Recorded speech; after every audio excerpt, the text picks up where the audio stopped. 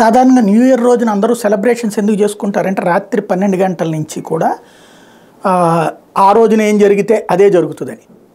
సరే అవి నిజంగా అవుతాయా చస్తాయా పక్కన పెడితే, ఇప్పుడు 1వ తారీఖు పత్రికతో ఈనాడు ఆంధ్రజ్యోతి రెగ్యులర్గా మాది జగన్ ద్వేషనామ సంవత్సరం అంటే వీళ్ళు జగన్ని ద్వేషిస్తూనే ఉంటారు, ముఖ్యమంత్రిగా ఉంటే అంగీకరించరు.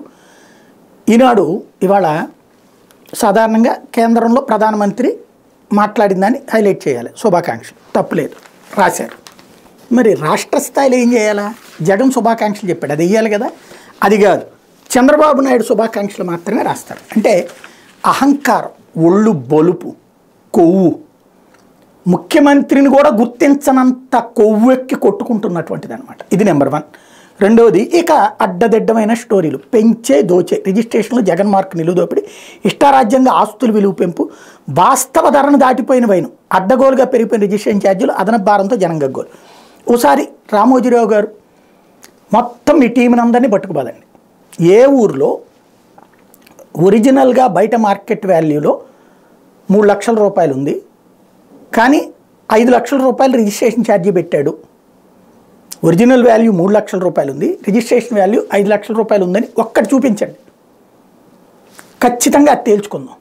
దాని సంగతి ఏంటో తేలుదాం. ఎన్ని ఊళ్ళల్లో, ఏ ఊళ్ళల్లో ఒరిజినల్ మార్కెట్ వాల్యూ ఎంత ఉంది, రిజిస్ట్రేషన్ వాల్యూ ఎంత ఉంది. సాధారణంగా సింపుల్గా అర్థమయ్యే భాషలో చెప్పాలంటే ఓ 10 లక్షల రూపాయల రిజిస్ట్రేషన్ వాల్యూ ఉందంటే అది 30 లక్షల రూపాయల ఆస్తి అయి ఉంటుంది. మార్కెట్ వాల్యూలు పెంచుతూనే ఉంటారు ప్రభుత్వాలు. ఎందుకని?